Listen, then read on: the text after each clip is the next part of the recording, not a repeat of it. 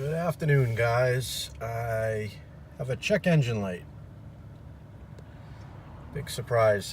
This is the 2006 Silverado that I just picked up not too long ago. I have a couple of videos on, and here is my EONON radio with the torque application, which I also have the OBD scan tool, which I believe was only about $19 on Amazon, which connects Bluetooth wirelessly to this stereo system. And what is it showing me? P0030,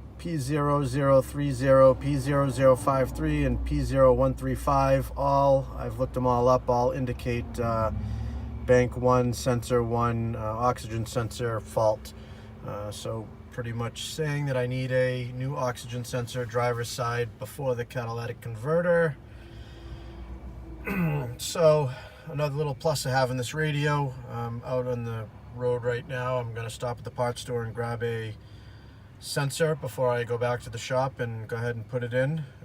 Didn't even have to do any really research, just open an app while I was driving when the check engine light came on, and told me what it was right away. So it was kind of nice to have.